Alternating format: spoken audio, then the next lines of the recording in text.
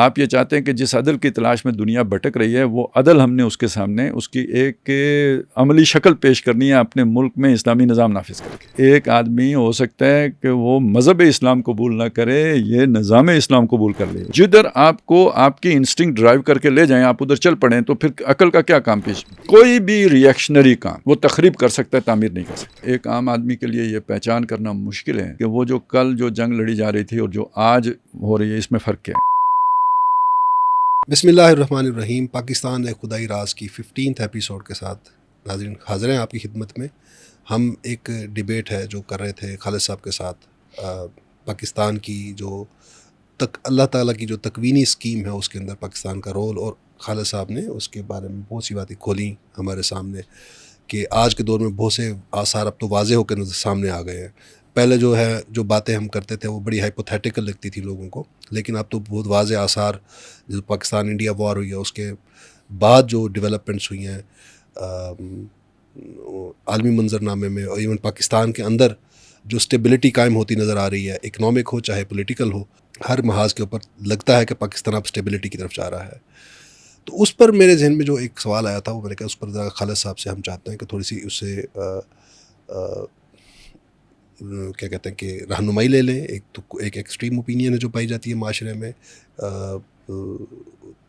ایک کنفیوژن کی وجہ سے, اور وہ ہے پاکستان اور اسلام کا جو ریلیشن شپ ہے, اس کی نیچر کیا ہے, کیا کون سی چیز مقدم ہے, کون سی چیز تابع ہے, کون سی چیز کتنی ایک دوسرے کے ساتھ متعلق ہے.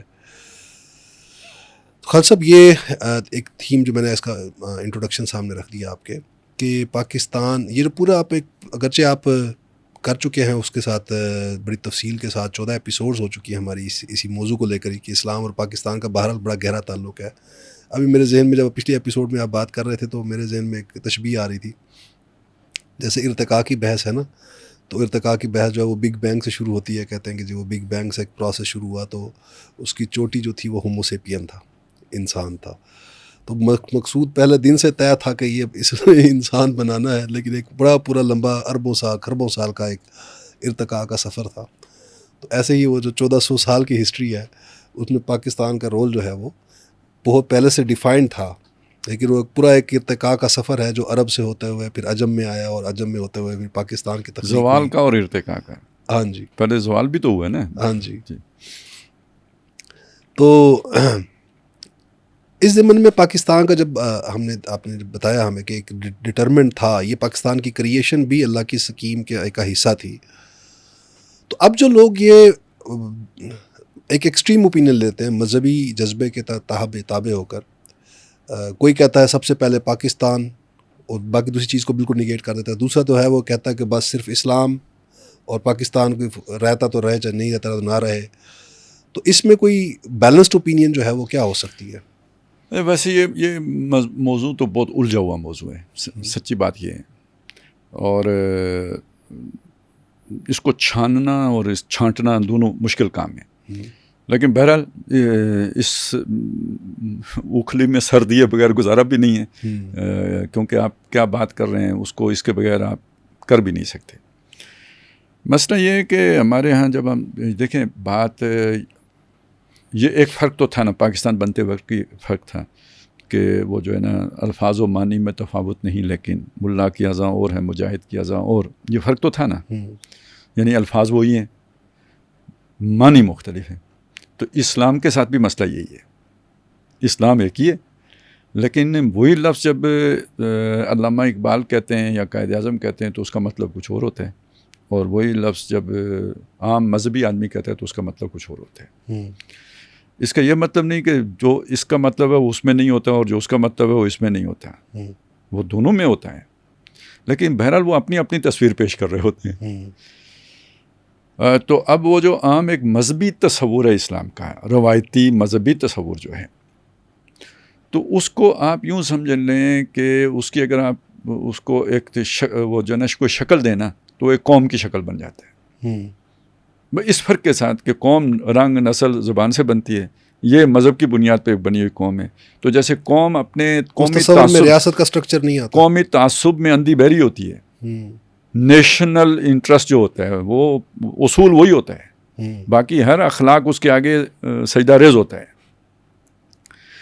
تو یہ جو ایک اسلام کا تصور ہے وہ یہ ہے, ٹھیک ہے, کہ وہ جو ہم ایک قوم ہے, لا الہ الا اللہ کی بنیاد پر ایک قوم ہے, اور اس قوم کا جو بھی فائدہ اور نقصان ہے وہی اسلام ہے بس. تو ایک سوچ یہ بنتی ہے. ایک وہ سوچ ہے کہ بھئی اسلام ایک اصول ہے اور یہ آفاقی اصول ہے اور یہ سب کے لیے ہے, اور یہ دو دھاری تلوار ہے, یہ اگر ادھر مڑ کے چلتی ہے تو ادھر مڑ کے بھی اسی رفتار سے چلے گی. سچ بولنا ہے تو فائدہ ہو یا نقصان ہو, سچ ہی بولنا ہے. تو جب یعنی یہ والا جو ایک احیائی جذبے کے تحت آپ اسلام کی بات کرتے ہیں تو اس کے پیچھے نوع انسانی کی فلاح کا جذبہ ہوتا ہے. آپ ان کو کچھ دینا چاہتے ہیں, آپ یہ چاہتے ہیں کہ جس عدل کی تلاش میں دنیا بھٹک رہی ہے وہ عدل ہم نے اس کے سامنے اس کی ایک عملی شکل پیش کرنی ہے اپنے ملک میں اسلامی نظام نافذ کر کے. تو ظاہر ہے اس میں زیادہ اہمیت کس کی ہو گئی؟ عدل کی, سوشل جسٹس کی ہو گئی. ٹھیک ہے, اسے آپ اس تقابل میں دیکھیں کہ بھئی جمہوریت بھی تو اسی دعوے کے تحت آئی تھی, کمیونزم بھی تو اسی دعوے کے تحت آیا تھا. تو اس لیول پہ آپ بات کر رہے ہوتے ہیں سسٹم آف سوشل جسٹس کے لیول پر. اس میں نماز کی نفی نہیں ہے, داڑھی کی نفی نہیں ہے, لیکن جو فوکس ہے وہ کہیں اور ہے. اچھا اب آ جائیں دوسری طرف, وہ جو قومی جذبہ ہے تو وہ تو ایک بے عمل مسلمان کے اندر بھی ہے. نبی صلی اللہ علیہ وسلم پر جان دینے کے لیے تیار ہوگا. وہ جیسے کوئی بھی قومی شخصیت ہوتی ہے تو اس کے لیے ایک بندے کے اندر وہ ہوتا ہی ہے غیرت, اور چھوٹی سی چھوٹی بات پر کوئی قرآن مجید کے ورق کے ساتھ وہ ہو گیا تو اس پر جان لینے کے لیے تیار ہوگا. یہ وہ چیز ہے. اچھا یہ ہمارے عوام میں بھی ہے جو بظاہر ان میں کوئی دینداری نظر نہیں آتی ہوگی, لیکن یہ جذبہ ان کے اندر بھی آپ کو مل جائے گا. یہی ہمارا عام طور پہ مذہب کا جو اس وقت جو شکل باقی بچی ہے وہ بھی ساری یہی ہے. اور اب جب آپ اس طرح جب بات کرتے ہیں نا تو پھر اس کا رد عمل بھی اسی طرح آتا ہے. تو پھر اس رد عمل میں کہتے ہیں تم ساری دنیا کے ٹھیکیدار نہ بنو, اپنے ملک کی فکر کرو, یہ کرو وہ کرو, یہ ہو جاتا ہے. ٹھیک ہے, وہ سب سے پہلے پاکستان یوں ہو جاتا ہے. پھر اس میں پھر اسی مذہبیت کے خلاف ایک ریئیکشن بھی اتنا ہی شدید پیدا ہو جاتا ہے. ہم ظاہر بات ہے وہ اگر جذباتی ہے تو اس طرف غالب تو اس کا ریئیکشن بھی جذباتی ہی ہوگا. تو یہ اس طرح پولرائزیشن ہوتی ہے. اچھا اب مسئلہ کیا بنا؟ یہ جو اقامت دین یا دین کے نفاذ یا دین کے نظام یا سوشل جسٹس, یہ سارا تصور ابھرا اس طرف سے ہے جو سوشل جسٹس کی بات کرنے والے تھے.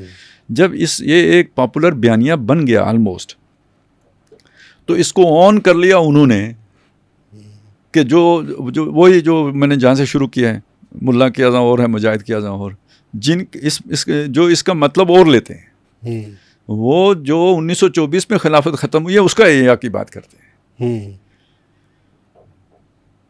اور اس کی ریچولز کی بات کرتے ہیں, اس کی کسٹمز کی بات کرتے ہیں, اس کی جو ہے نا ٹرینڈز کی بات کرتے ہیں, اس کی شکل کی بات کرتے ہیں.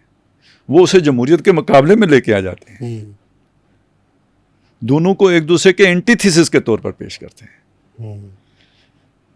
اب یہاں سے پھر وہ ایکسٹریمزم جنم لیتا ہے کہ جس میں ویسٹ کی ہر شے بری ہوتی ہے, اس کے سسٹم بھی برے ہوتے ہیں, ہر اوپر سے لے کے نیچے تک. اور ویسے تو پروڈکٹس اس کی ساری استعمال ہوں گی, لیکن جب بیان ہوگا تو وہ ساری شہری شمار ہوگی. بیان میں اب تو خیر وہ لاؤڈ سپیکر استعمال ہوگا, پہلے تو فتویٰ آ گیا تھا حرام ہونے کا, اب استعمال ہونا جائز ہو گیا ہے, لیکن سمجھا اسے من جانب شرعی جائے گا. تو یہ اچھا یہ جو سوچ تھی پہلے یہ تو صرف ایک حد تک محدود تھی. اب اس کے ساتھ اس کے اندر بھی انٹلیکچوئل ڈائمنشن آ گئی ہے, بڑے موٹے موٹے الفاظ کے ساتھ, بڑے بڑے فلسفوں کے ساتھ, وہ گاڈ لیس سوسائٹی اور پتہ نہیں کیا ہے جی, پوسٹ ماڈرنزم, اور یونیورسٹی کے جو ہے نا پروفیسر آ کے لیکچر دے رہے ہوتے ہیں, تو وہ اسی ایکسٹریمزم کے لیے بنیاد فراہم کر رہے ہوتے ہیں, اور ریاست انہیں جو ہے فیسیلیٹیٹ کر رہی ہوتی ہے, پروفیسر صاحب ہوتے ہیں. یہ سارا ایکسٹریمزم اسی طرح کے پروفیسروں نے پھیلائے ہیں. جبکہ اصل حقیقت کیا تھی کہ وہ جو لوگ یعنی جو اسلام کی بات کر رہے تھے, اسلام کے نفاذ کی بات کر رہے تھے, تو وہ اسلام کے نظام عدل کی بات کر رہے ہیں. اور وہ اس یقین اور ایقان کے ساتھ کر رہے ہیں کہ اسلام کے نظام عدل کے اندر اتنی جان ہے کہ ایک آدمی ہو سکتا ہے کہ وہ مذہب اسلام قبول نہ کرے، یہ نظام اسلام قبول کر لے، اسے اچھا لگے، وہ کہ ہمارے ملک میں یہ نظام ہونا چاہیے، جیسے ہم نے جمہوریت کو قبول کیا، یا جیسے لاطینی امریکہ تک کمیونزم قبول ہو گیا. یہ ایک آئیڈیالوجی ہے، انہوں نے کہا اس میں ہماری فلاح ہے، انہوں نے قبول کر لیا. تو یہ یعنی جب قائد اعظم اسلام کی بات کر رہے تھے تو اسلام کے اصول حریت و اخوت و مساوات کی بات کر رہے تھے. وہ یہ نہیں کہہ رہے تھے کہ نماز آپ نے رفع یدین کے ساتھ پڑھنی ہے یا بغیر رفع یدین کے پڑھنی ہے، اور داڑھی کا سائز کتنا ہونا ہے، یہ بات نہیں کر رہے تھے. وہ علامہ اقبال بھی اگر بات کر رہے تھے تو اصول حریت و اخوت و مساوات کی بات کر رہے تھے. اور پاکستان اگر بنایا تھا تو یہ نہیں کہ فلاں مسلک کا ہوگا، وہ اسلام کا ہوگا. اور اسلام سے مراد کیا ہے؟ وہ اسلام کا وہ نظام جو نبی صلی اللہ علیہ وسلم نے قائم کیا تھا، اور خود مسلمانوں کے دور میں ہی وہ جو ہے نا اس نے ملوکیت کی صورت اختیار کر لی تھی. تو دنیا کو ہم اس اسلام کی جھلک دوبارہ دکھانا چاہتے ہیں. یہ ہے وہ جو سوچ کا فرق. اب اسی سے پھر جب وہ شخص جس کی یہ عادلانہ نظام کی یا نوع انسانی کی فلاح اور بہبود کا تصور جس کے پیچھے نہیں پایا جاتا ہے، تو وہ پھر اسے جیسے قومی جذبہ ہوتا ہے، تو جیسے قومیں تو پھر لڑتی ہیں کہ ہٹلر کے اندر ایک جذبہ پیدا ہوا تو اس نے تباہی پھیر دی. تو اب وہ آپ کا اسلامسٹ کا مطلب اگر وہ ہٹلر والا کی بات ہو گئی نا، اسلامی ہٹلر، تو پھر تو یہی کچھ ہوگا جو کچھ ہو رہا ہے. تو جب ہم اسلام کی بات کر رہے ہوتے ہیں تو ہم وہ والے قومی جذبے کے تحت والی بات نہیں کر رہے ہوتے ہیں، ہم اس آئیڈیالوجی کی بنیاد پر قرآن مجید جو تصور پیش کرتا ہے، جس کو فوکس کرتا ہے اور جس کے گرد پھر یہ سب کو گھماتا ہے، ہم اس کی بات کر رہے ہوتے ہیں. اصل ایجنڈا یہ ہے، هو الذی ارسل رسولہ بالہدی ودین الحق لیظہرہ علی الدین کلہ ولو کرہ المشرکون. یہ مفاد پرست لوگوں کو برا لگے گا جن کا ایگزسٹنگ سسٹم کے اندر ویسٹڈ انٹرسٹ ہے، ان کو برا لگے گا. تو عوام کو تو برا نہیں لگنا چاہیے. تو یہ جو نیریٹو یا کیا آئیڈیالوجی ہے، یہ جو قرآن ہمیں دیتا ہے، اس آئیڈیالوجی کو امپلیمنٹ کرنے کے لیے قطع زمین بھی تو چاہیے. تو جب اس کے بغیر ہو ہی نہیں سکتا نا. تو جب وہ لوگ تو نہیں ہو سکتا. وہ لوگ جو ایک ایکسٹریم ہے جو یہ کہتے ہیں کہ چونکہ 72 سال ہو گئے ہیں، 78 سال ہو گئے ہیں، یہاں پر اسلام نہیں آیا تو لہٰذا بغاوت ہے، ایسے ریاست جائے تو بھاڑ پہ جائے. یہ نیریٹو یہ اوپینین کس حد تک بیلنسڈ اوپینین ہے؟ نہیں، یہ تو بالکل مریضانہ ہے نا، اور ری ایکشنری ہے. دیکھیں یہ تو سیدھا ری ایکشنری تو بالکل سیدھا ہے نا، کہ بھائی ایک عمل کے رد عمل میں وہ جا کے اس ایکسٹریم پہ کھڑے ہو گئے. تو یہ کوئی آئیڈیالوجی تو سرے سے نہیں ہے، یہ تو ایک انسٹنکٹیو ری ایکشن ہے. تو یہ تو یعنی آپ اپنی نوعیت کے اعتبار سے اس کا انالیسس کریں تو کیا ہے، یہ ایک اوانی چیز ہو گئی. ری ایکشن تو اوانوں میں پیدا ہوتا ہے. آپ کو اللہ نے جو عقل دی ہے وہ کس لیے دی ہے؟ ری ایکشن کنٹرول کرنے کے لیے دی ہے، اس ری ایکشن کو رسپانس میں بدلنے کے لیے دی ہے.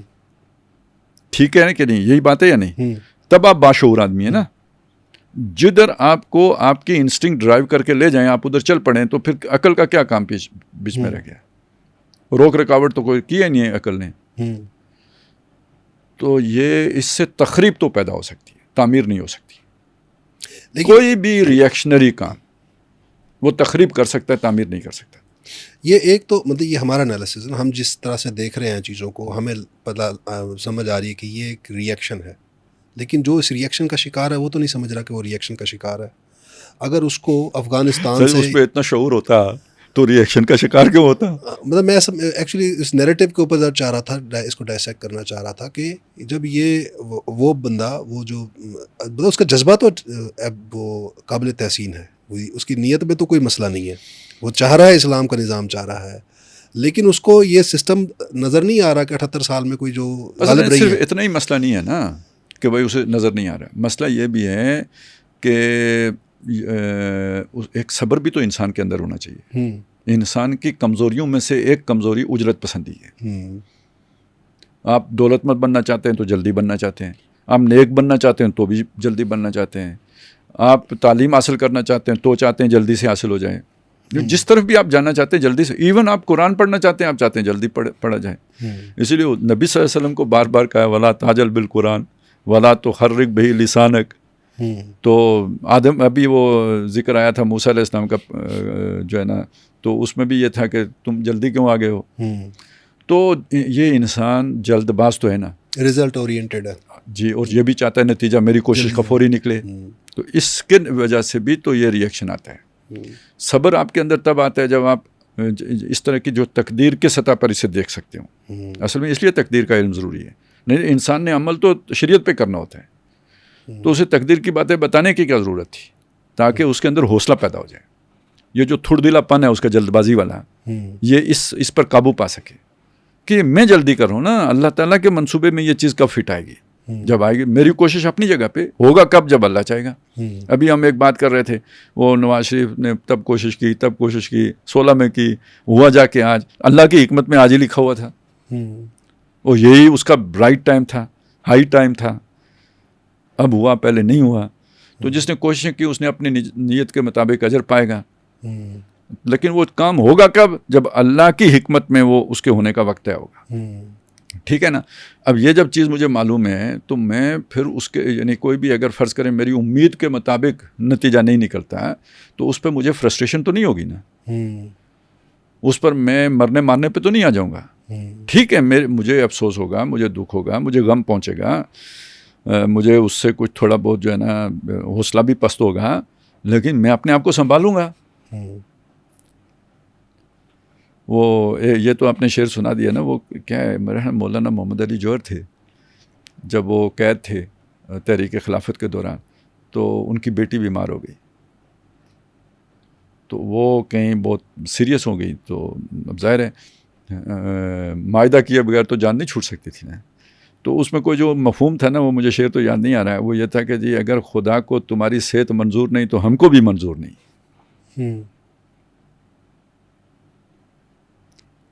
تو ایک اسلامی نظام کو قائم کرنے کے ایک طرف وہ بات آپ نے سنائی تھی نا مجھے، اصل میں اس کے جواب میں یہ کہہ رہا ہوں کہ اگر اسلام کو تیرے دیس کی فضا اگر راس نہ آئے، اے میرے وطن کو یا کے تجھ کو آگ لگائے.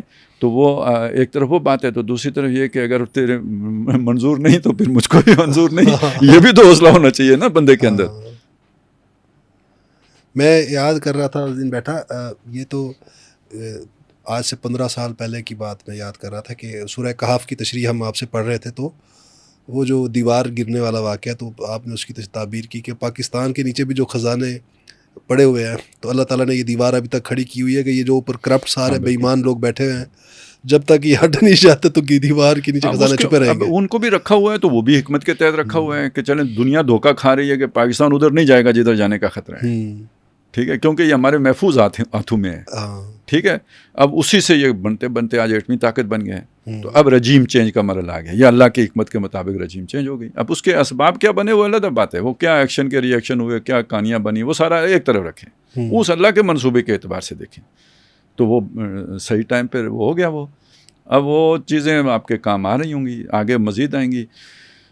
کوئی ابھی کمی ہوگی تو آگے جا کے اللہ تعالیٰ مزید کھولے گا. تو یہ ہے اصل میں وہ جو آپ نے پچھلی دفعہ بھی پوچھا تھا نا کہ جی آپ کیوں پرو اسٹیبلشمنٹ نظر آ رہے ہیں، تو اس لیے کہ ہمیں تو اللہ سے اشارے آ رہے ہیں. یہ کسی اور کے اشاروں پہ ہم نہیں پرو ہوئے ہیں، ہم ان اشاروں کی بنیاد پہ پرو ہوئے ہیں.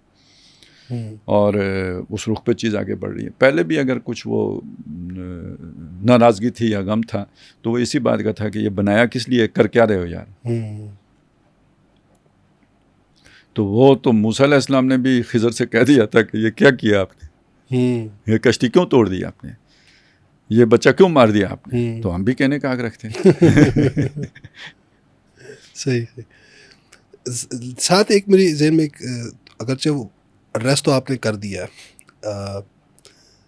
میں تھوڑا سا ایلیبوریٹ کر دیں اس نقطے کو. اگر کہ میں ایک خالص جذبہ رکھتا ہوں اور دین کا درد رکھتا ہوں، اور دین کا درد رکھنے کے ساتھ تھوڑی سی فرسٹریشن کا شکار ہو، جیسے آپ نے کہا کہ ہمیں وہ فرسٹریشن تو ہوتی تھی، اس فرسٹریشن کا ہم اظہار بھی کرتے تھے. ایک اظہار کا طریقہ وہ ہے جو آپ کر رہے ہیں، آپ اپنے بیان کے ذریعے سے اس کا اظہار کر رہے ہیں، یا آپ ایک جمہوری جد و جہد کے ذریعے سے آپ اس کا اظہار کر رہے ہیں اپنی ناراضگی کا، یا آپ کا جو تنقید ہے وہ کر رہے ہیں. ایک طرف میں ہو سکتا ہوں، میں کوئی دوسرا راستہ اختیار کر لیتا ہوں، میں کہتا ہوں کہ نہیں، آپ کو ایسے سمجھ نہیں آ رہی جب تک میں آپ کو نا بندوق نہیں دکھاؤں گا آپ کو، یا 2-4 گولیاں نہیں مار دیتا. تو میرے جیسا بندہ جس نے کہ ہتھیار اٹھا لیا اپنے اس جذبے کے تابع، جذبہ نیک ہے، اسلام ہی چاہتے ہیں نافذ کرنا، اس کے لیے میتھڈالوجی جو ہے وہ میں نے اختیار کی کہ میں جو میرے سے ہو سکتا ہے میں وہ کوشش کروں گا بندوق کے زور پہ، بندوق کے زور پر.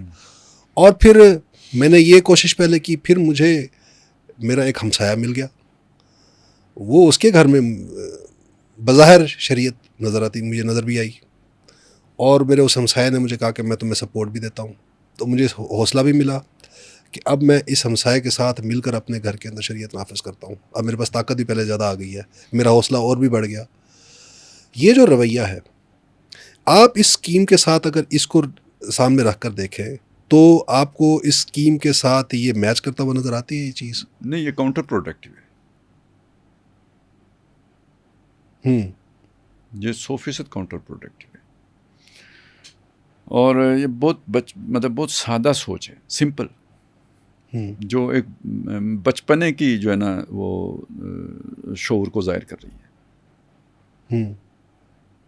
یہ تو ایک بچے کے ذہن میں اس طرح کے خیالات ہیں جو آج کے نظام کی پیچیدگیوں کو سمجھتا ہے، اور آج کے اسٹیٹ کرافٹ کو سمجھتا ہے، اور آج کی ریاست کی طاقت کو سمجھتا ہے. تو وہ تو مفید ہی نہیں ہے. اس کو کون کاؤنٹر کر سکتے؟ یہ اس کا کاؤنٹر ہے اصل، کہ آپ نے system of social justice number 1، اور نمبر 2 جذبہ جو ہے نا اس کو ڈائریکشن دینی ہے نبی صلی اللہ علیہ وسلم کی سنت کے تابع. جب تک آپ ایک وہ بنیاد مرصوص بن کے میدان میں کھڑے نہیں ہو سکتے، یہ چھپ چھپا کے کام کرنا یہ تو یہودیوں کا طریقہ ہے. Guerrilla warfare. لا تقاتلونکم جمیعا الا فی قری محصنۃ او من وراء جدر. دیواروں کے استدلال وہیں سے جا کے وہ ابو جندل اور ادھر سے لیتے ہیں. وہ دو آدمی کوئی وہ اس کو آپ سنت کہیں گے؟ اس کو کوئی سنت کہہ سکتے ہیں؟ سنت تو نبی صلی اللہ علیہ وسلم خود موجود ہیں، وہ انہیں مدینے میں رہنے کی اجازت نہیں دے رہے.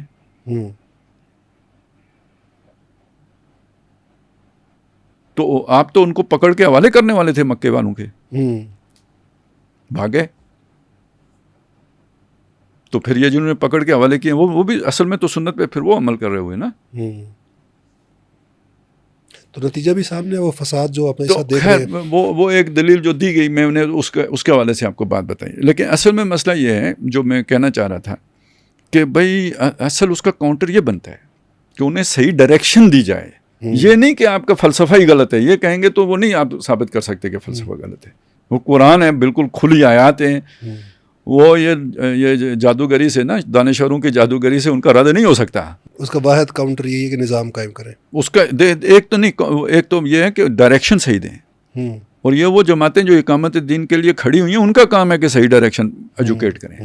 اور جب آپ یہ کریں، ویسے بھی ابھی اس معاہدے کے نتیجے میں بھی بہت ان کو نقصان پہنچے گا. لیکن آپ مارکیٹ کریں گے تو نقصان پہنچے گا نا، اس کو کیش کرائیں گے تو نقصان پہنچے گا. اور دوسری طرف آپ کی اگر پیش قدمی ہو اس سسٹم آف سوشل جسٹس، لوگوں کو فائدہ پہنچے، اصل چیز. ہاں، روٹی کپڑا مکان ملے اسلام کے نام پر، صرف کوڑے نہ پڑیں، تو پھر اس کے بعد اس ساری ایکٹیویٹی کا کیا جواز پیچھے رہ جائے گا. وہ نظام قائم کیے بغیر اگر قانون پاس بنا بھی دیں، چور کی سزا ہاتھ کاٹنے کا، تو فائدہ کس کو ہے؟ دولت مند کو، کہ اس کی دولت کو پروٹیکشن مل گئی. تو اسی طرح جب تک آپ یہ نہیں کرتے نا، تو اصل میں ایک عام آدمی کے لیے یہ پہچان کرنا مشکل ہے کہ وہ جو کل جو جنگ لڑی جا رہی تھی اور جو آج ہو رہی ہے، اس میں فرق کیا ہے. بہت شکریہ خالد صاحب، آپ نے کافی مفید گفتگو کی. انشاءاللہ اگلی نشست میں ہم جو ہے، اب چونکہ ہمارے یہ ساری ڈیبیٹ اپنے اختتامی جو ہے وہ فیز کے اندر داخل ہو گئی ہے، ویسے حالات بھی اختتامی فیز میں داخل ہو گئے ہیں، تو اب ہم آ جاتے ہیں اس پہ جو آخری دور کی جو احادیث ہیں اور کچھ پیشین گوئیاں ہیں، وہ انشاءاللہ ہم اگلی جو ایپیسوڈز ہیں اس کے اندر ان کو ایڈریس کریں گے. تب تک کے لیے ناظرین ہم آپ سے اجازت چاہتے ہیں. اللہ حافظ. حافظ.